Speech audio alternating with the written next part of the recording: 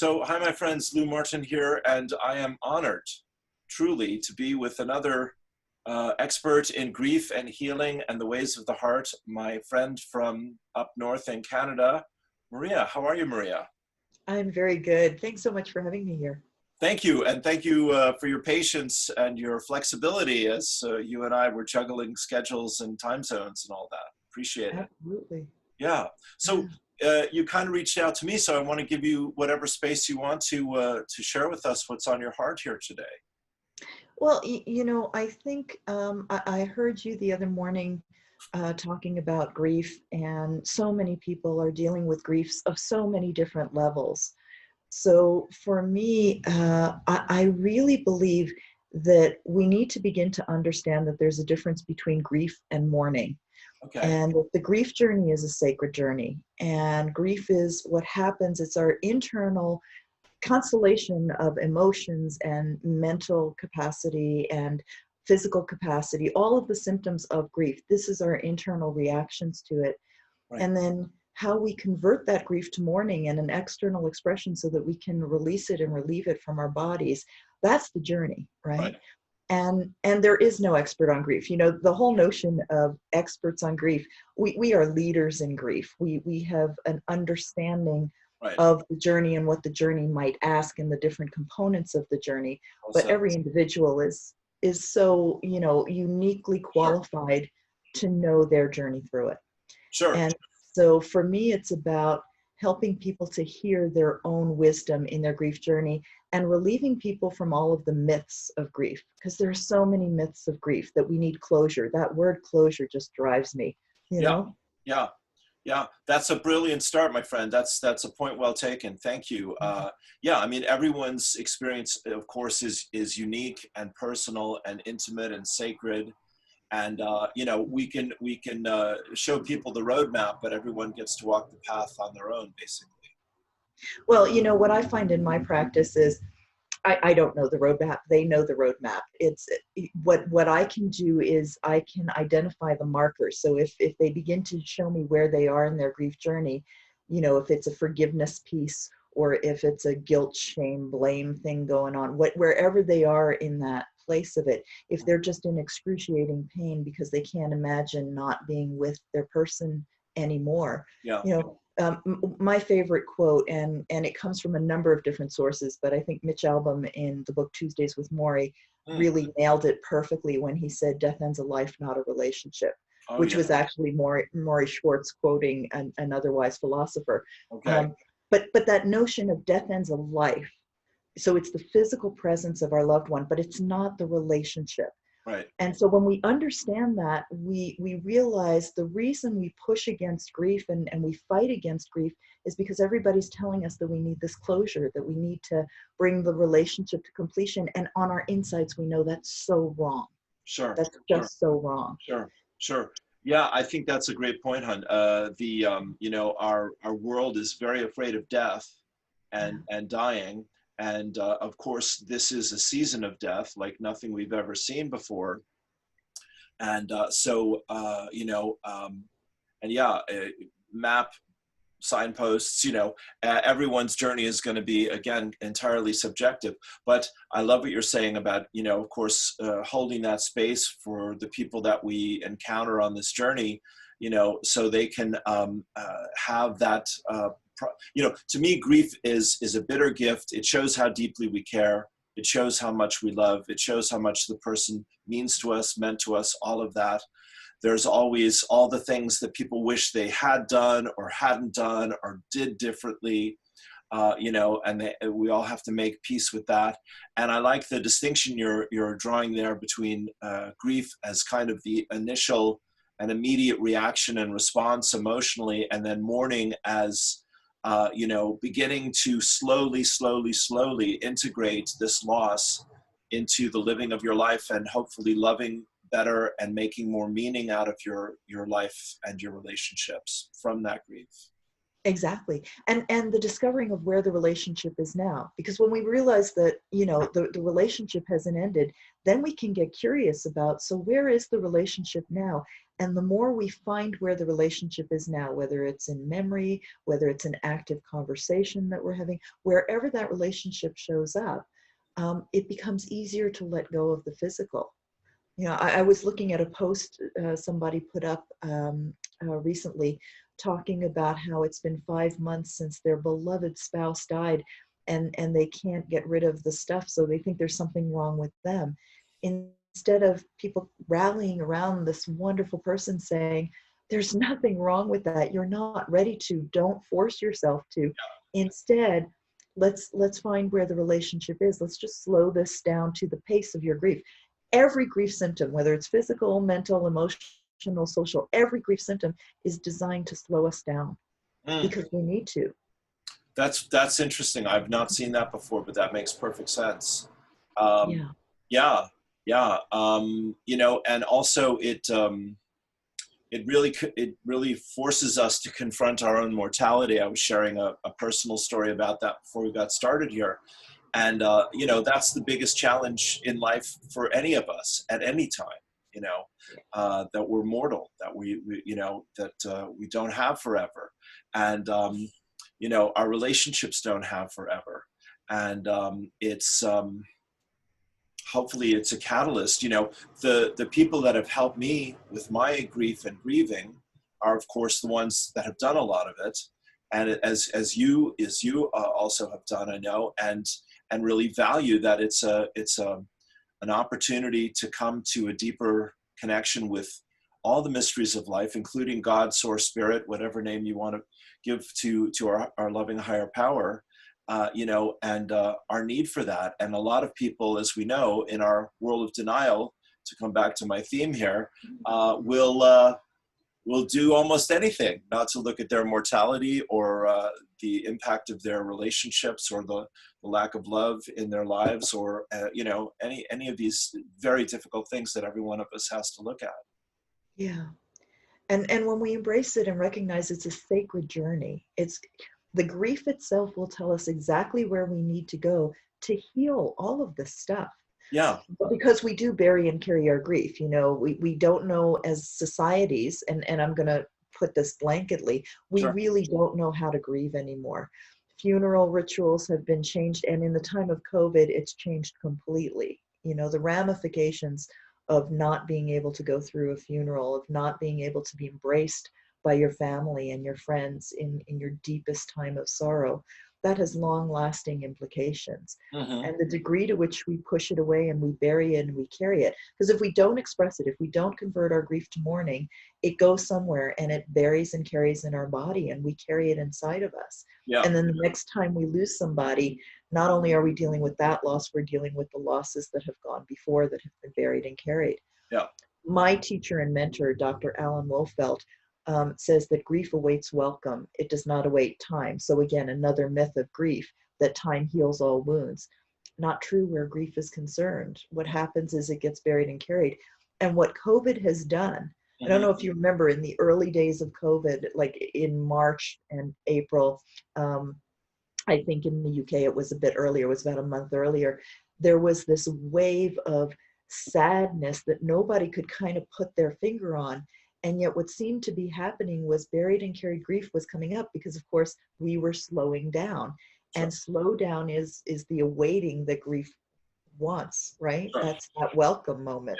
Yeah. And so as we closed down and we shut down and we slowed down, suddenly the grief that's wanting to come forward is saying, yay, here we go. The time is now. Yeah. But we don't greet that with a welcome. We greet that with a stay away. How do I get over this momentary sadness? Sure. Instead of how do I, with ease and grace, embrace what I'm being brought to? Sure. Yeah, no, beautiful, hon. Beautifully said. To me, this is where 12-step groups and family constellation therapy and workshops, that you and I would do, and these kinds of things, where it's a safe space, a sacred space, as you're saying, or in sessions with people online, which I'm sure is you know, what a lot of us are all doing these days, of course, you know, to make friends with this pain in some form or fashion, and to be kind and compassionate and gentle with ourselves in the midst of this overwhelm. I did a group on Saturday night, and a lady came on the group and said her daughter had killed herself 3 weeks earlier, you know, and of course that set the tone, as it needed to, for all the rest of the things that unfolded for all of us in this group. There were like 20 people on the call. And of course, people were giving their compassion, their sympathy, their prayers, their support, their love, and all of that. Excuse me, but it also really, you know, directed where we needed to go collectively to hold that sacred space for that level of pain. You know, it's very deep. Yeah. Yeah.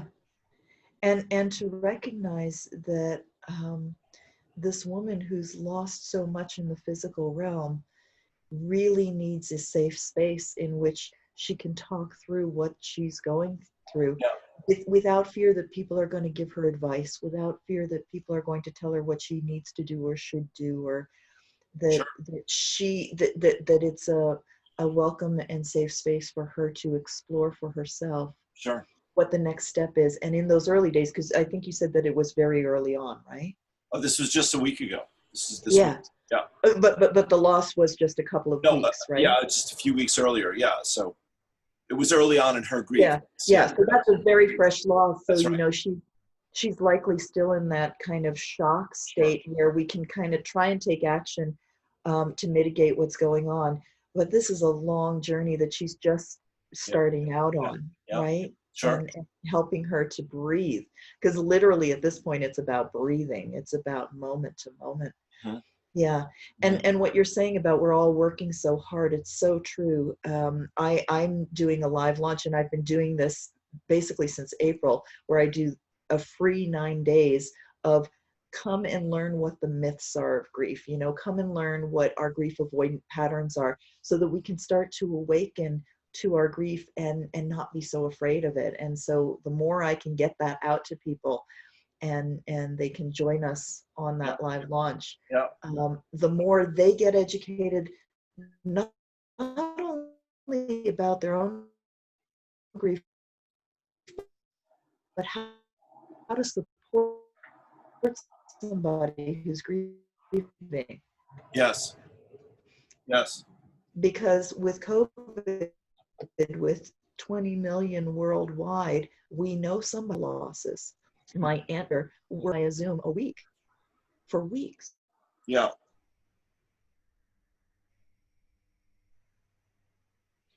Sorry, you got a bit, the Wi-Fi is a bit. You know, sorry, Maria. One second. Both. There. Sorry, my signal dropped, but we're okay now. Yeah. Oh, okay. Yeah. So last thing I heard so I was just saying, in the I was just saying, in the bereavement overload, it becomes hugely challenging. And so helping each other by knowing what the myths are and not propagating the myths, and making safe spaces and safe communities for people, I think that's really the key. Yeah. That's brilliant that you're doing 9 days, you know, for people to begin to make some connection to their grief and to work with you in that way. That's brilliant. Great. Well, you and I can chat for quite a while, as we know. We've done it a few times. Let me ask you how things are going for people in general there emotionally in your world and in your relationship to COVID and the economy and all that. What's happening in Canada and your friends and family? Well, you know, in Canada, I'm a dual citizen. I'm a US and Canadian. I was born in New York. I've lived in Canada for over 30 years at this point.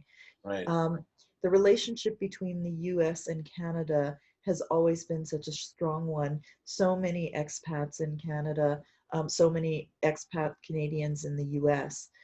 And to have that border closed for this extended period of time really takes its toll, because we don't think of ourselves necessarily as separate. Sure. So that's a big part of the loss that is compounded, beyond the physical losses of our loved ones. And by no means do I mean to minimize that. But Sure. we have to recognize that grief is any loss. And so when we have a loss of physical connection, Sure. I'm a single woman, so it's been March since the last time I've had physical contact with a human. Thank goodness for my cat Bella. Jesus, woman. Wow. I know. Yeah. Yeah. I know. That's rough. Um, That's it, crazy. it is rough. Yeah. I'm very blessed to live in British Columbia, where our health officer here, Bonnie Henry, has been touted not just in Western Canada or Canada, but worldwide. She's being recognized as one of the leaders who has really led British Columbia through real remarkable safety in Right. all of this. Right. And even with that, 200 deaths in our province, right? Coming on to Right. 200. Right. So How big is your population? Sorry.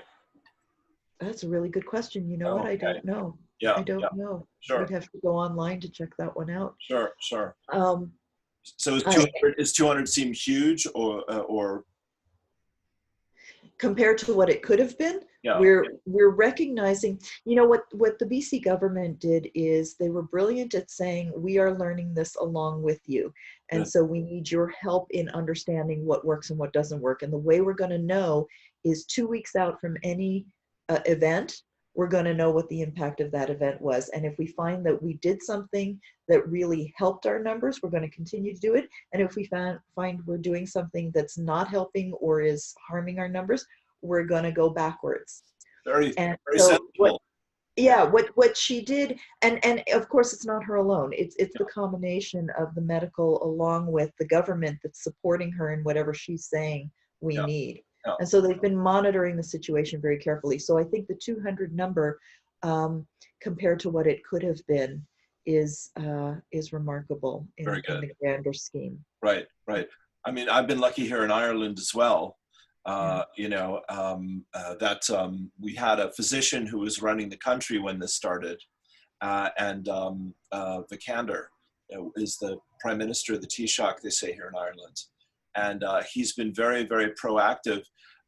Just this week, however, it seems to be heading in the wrong direction again suddenly, and they had to lock down three counties in the middle of the country. I think we were feeling a bit more optimistic over the weekend, but as we've come into this week, everything's gotten a little tighter.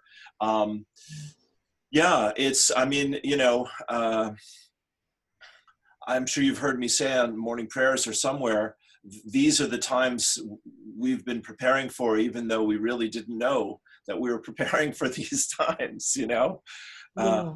So we're grateful that we have, conscious people in our lives, these connections, these resources, and we can support each other and share this work with people.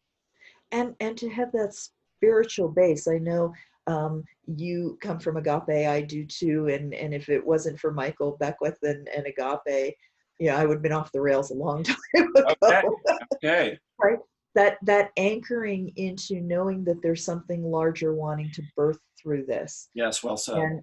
And that part of what we're being called to is to share our gifts and to no longer hide, that we need to share our gifts so that we become the anchors and the lighthouses. Yeah. For me, the lighthouse imagery is very important, because a lighthouse doesn't go running up and down the beach. The lighthouse stays constant. Right. And ensures that the boats get to where they need to go. Yeah. And I think as we anchor that, as we continue our practice and drill down into our practice, when we start quivering. Yeah. And I love that Marianne Williamson, as you and I mentioned earlier, her message to all of us, that's the reminder that it's okay to be afraid, because we're all afraid, and it's okay to step out because we're all afraid of stepping out, but we all must right now. Yeah. That message is to all of us. Sure. And it reminds us that we need to keep doing our own work to stay anchored ourselves. Yeah, I agree with you. I'm so happy that spoke to you, and that you saw that, and I got to be some part of sharing that. Like Reverend Michael, she's another hero of mine that I've seen in person many times, and and got to meet on an occasion, and followed quite closely in her political campaigns, running for the Democratic nomination. She was often the only adult in the room speaking deep truths about racial injustice and healthcare for all. Bernie was saying the same thing, still a Bernie fan. But yeah, she's Maria, this level of maturity, that's being called from all of us to quit fooling around and get Yes. very real Yes. about these challenges, and to be aware that people are losing loved ones, and people are who have health issues are truly deeply challenged to take care of themselves and each other, all of that. So and obviously it's not ending in a day, a week, or a month. We're in for the long haul here, Yeah. however this continues to unfold. Well, my friend, And yeah, we have to continue to be willing to learn from it as well. amen. What is it teaching us, not only in our own lives, but again, as I said, as a grief leader, I'm looking to learn from everybody who's grieving right now from COVID loss, including my own loss, about what this means and what this particular grief journey looks like. Sure, hon. That's. I'm so glad you said that. And the other one is we're grieving our future. That was in a different place 6 months ago. Absolutely. And that had been there in one form or another our whole lives, and now suddenly that future is not there. So we're all challenged to find that vision. And aren't we a blessed generation where when I think about my grandfather, he was 11 years old with World War I. He was in his 30s for the Great Depression, 40s for World War II, and by 1956 from Hungary, he had to leave his country. So he was 56 years old because he was born in 1900. Right. He was 56 years old when he had to leave everything he knew and go to a country where he didn't speak the language. In relation to that, when we look at our blessed lives, and now we're in a world crisis where the generations that have gone before went through many world crises in Yes. their lives. Yes. This is our time at the plate. Sure. This is our time to show our mettle. Yeah, that's right. Well said. Beautifully said. Yeah. Well, where can people find you in your wonderful groups? Yeah, healthymourning.com, and of course, Mourning is MOURNING. So www.healthymourning.com. There's a link there that just says register for the free live launch, and you can just click there. Our next live launch starts on Monday, actually. So it's perfect timing. That's great, honey. That's great. Well, I want to respect your schedule. Thank you again for reaching out to me, and we'll do this again real soon. And best of luck with everything. I know you're blazing a trail, my friend. So proud of you. Yeah. I look forward to it. Thank you for all you do, morning prayers, and everything else that you do. So many things. The private sessions I've had with you have been remarkable, and I hope many people avail themselves of that opportunity. Thank you. You are really a bright and shining light in this world, and thank you for continuing to shine so brightly. Exactly. There you go. Thank you so much, sweetheart. Bless your heart. You're very kind. I so appreciate you. Okay. Well, be well, and we'll talk to you soon, Maria. Thanks again. Absolutely. Namaste. All right, darling.